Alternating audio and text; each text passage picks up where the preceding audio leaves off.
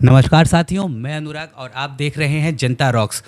बीती 18 मार्च को चितईपुर के अस्पताल में से एक खबर आ रही है कि इलाज के दौरान पुलिस अफसर ने एक बच्चे को यहां से डिस्चार्ज करवाया, वो भी बिना पैसा दिए।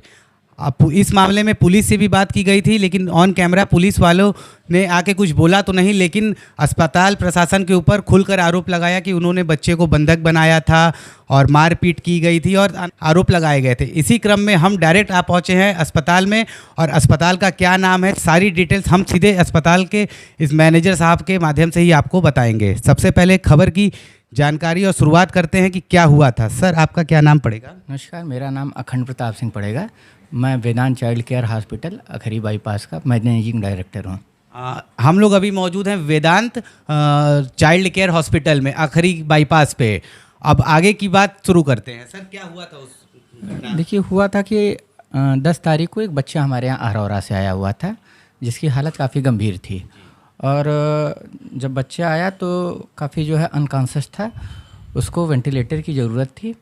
परिजनों द्वारा उनके आग्रह करने पर, उनके लिखित कंसेंट पे हमने उस बच्चे को भर्ती किया, उसको वेंटिलेटर पे रखा। बच्चे को क्या हुआ था? बच्चे को मेनिंजाइटिस थी, मस्तिष्क ज्वर था, और वो बच्चा जो है कोमा में था।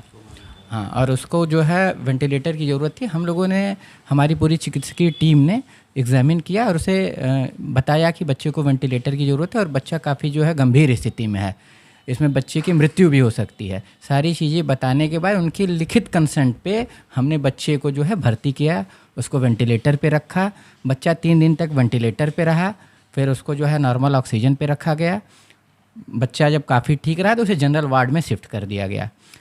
एक गंभीर बच्चे को आप लोगों ने इलाज करके उसको ठीक किया। बच्चा 3 दिन तक वेंटिलेटर पे रहा है और बच्चे की स्थिति काफ़ी गंभीर रही है। वो काफ़ी कई जगह से जो है अहरौरा से बीएचयू के लिए रेफर्ड था, लेकिन उन्होंने बीएचयू न जाके यहाँ लेके आया था। और जो बच्चे के अटेंडेंट थे, वो उसमें एक उसका मामा था जो कि काफ़ी बदतमीज टाइप का आदमी था। वो शराब के नशे में धुत होकर रोज़ अनाप शनाप बातें करता था। जब 17 तारीख को उसको डिस्चार्ज करने की बात हुई तो वो हमारे महिला स्टाफों के साथ बदतमीजी करना शुरू कर दिया। कौन? पेशेंट का मामा? पेशेंट का जो मामा था, और जो उसकी माँ थी वो आके जो है महिला स्टाफों के साथ और भी जो है गाली गलौज करने लगी कि लुटेरा है, ये है, वो तमाम तरह की चीज़ें करने। मैंने इसकी सूचना 112 पे दिया। 112 पुलिस आई और उसको जो है हम दोनों लोगों को चौकी पे अपने ले चलने की बात कही। वहाँ जाने के बाद चौकी इंचार्ज जो है अविनीश कुमार मिश्रा जी हैं, उन्होंने कहा कि मामले को हल कर लीजिए। मैं बोला आप जो कहिए साई साहब। तो बोले कि कितना कर देंगे? हम कहे जो कहिए 10-5 हज़ार, जो डिस्काउंट होने लायक है मैं कर देता हूँ।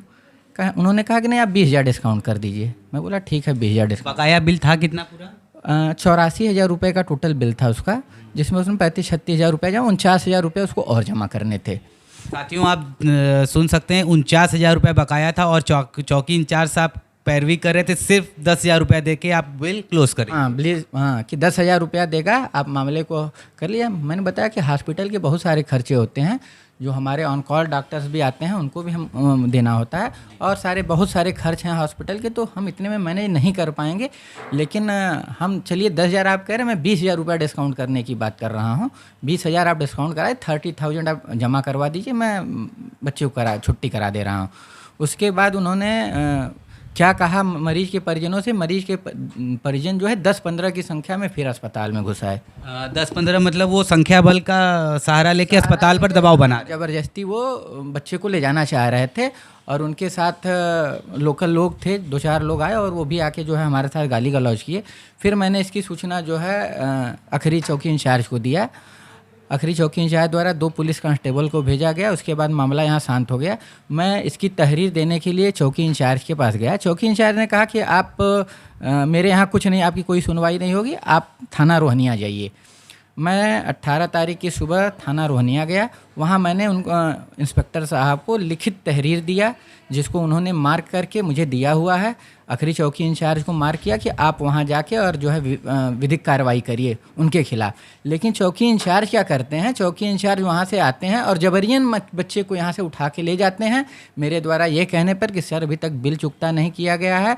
तो उनके द्वारा मुझे धमकाते हुए कहा गया कि तुम जो हॉस्पिटल चला रहे हो चला नहीं पाओगे, ज़्यादा हल्ला करोगे तो फर्जी मुकदमे में फंसवा दूंगा तुमको, कहते हुए बच्चे को निकाल के लेके ये धमकी किसने दिया था? चौकी इंचार्ज अवनीश कुमार मिश्रा जी ने दिया। अस्पताल को बंद करवाने की धमकी दे रहे थे, मुझे फर्जी मुकदमे में फंसाने की धमकी दे रहे थे, और जो वो आरोप लगा रहे हैं वो एकदम निराधार है। आप मेरे यहाँ वीडियो सीसीटीवी की फुटेज में आप देख लीजिए कि क्या किसी बच्चे को बंधक बनाया जाता है तो वो जनरल वार्ड में होता है, वो जनरल वार्ड में और हमारे अन्य मरीज हैं, आपको वीडियो के माध्यम से आपको देखने के लिए मिलेगा। तो क्या उस जगह बच्चे को या किसी भी आदमी को बंधक बनाया जा सकता है? वीडियो में आप देख सकते हैं कि सीधे बच्चा जो है बेड पे सोया हुआ है, बगल में उसकी माँ बैठी हुई है, बगल में अन्य मरीज अपने बच्चे को लेके बैठा हुआ। तो क्या इस जगह को बंधक आप मानते हैं? आप चौकी इंचार्ज साहब मुझे ये बताने की कृपा करें कि बंधक किसे कहा जाता है।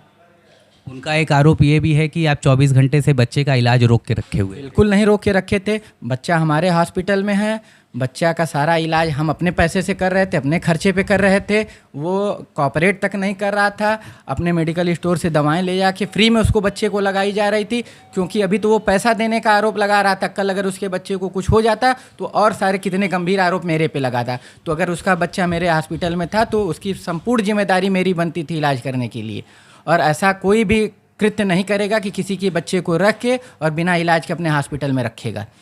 उन्होंने जो भी आरोप लगाए हैं वो एकदम निराधार है। एक्चुअली चौकी इंचार्ज ने कहा कि आप 20,000 रुपया दे दीजिए, व्हाट्सअप कॉल के माध्यम से उन्होंने किसको फ़ोन किया? वो हमारे डॉक्टर्स को फ़ोन किए थे, हाँ, व्हाट्सअप कॉल के माध्यम से किए थे, उसकी भी डिटेल मैं आपको दे सकता हूँ। और उन्होंने कहा कि 20,000 रुपया आप हमें को दे दीजिए, हम आपका सारा पैसा जमा करवा देंगे। मतलब आप सुन सकते हैं खुलेआम पुलिस के द्वारा यहाँ घूस मांगा जा रहा है कि यह 20,000 रुपया दे दो, हम पूरे मामले को रफा दफा करा देंगे। सही बोले ना? बिल्कुल है। अगर ऐसा नहीं होता, अगर मैं 20,000 दे दिया होता तो ऐसा होता ही नहीं। मैं कहा कि 20,000 रुपया आपको क्यों दूँ, 20,000 देना है तो 20,000 मैं मरीज के लिए कम कर दिया। मरीज को अगर 20,000 मैं कम कर रहा हूँ तो मरीज के लिए फ़ायदा होगा। तो चौकी इंचार्ज के विरुद्ध आपने कोई कंप्लेन सिर्फ बड़े अधिकारी के पास? मैंने कमिश्नर साहब के यहाँ भी जो है सूचना दिया, हाँ, वहाँ भी मैंने सूचना दिया हुआ है। एसएसपी साहब के यहाँ भी मैंने सूचना दे रखा है। बाकी अगर मेरे साथ न्याय नहीं होता है तो मैं माननीय उच्च न्यायालय के दरवाजे खटखटाऊँगा। तो अभी अंतिम सवाल ये, जैसे जब बच्चा यहाँ से निकल के गया था पुलिस के भरोसे, तो वो बच्चे की स्थिति कैसी थी? बच्चे की स्थिति बिल्कुल ठीक ठाक रही है, बच्चा बिल्कुल ठीक रहा है। आप देख रहे होंगे वीडियो के माध्यम से, आप देख रहे होंगे कि माँ उसकी अच्छे से गोद में उठा के उसको टहलाते हुए लेके जा रही है और अपने गोद में लेके जा रही है। बच्चा एकदम बिल्कुल फिट था, बच्चे की छुट्टी हो चुकी थी।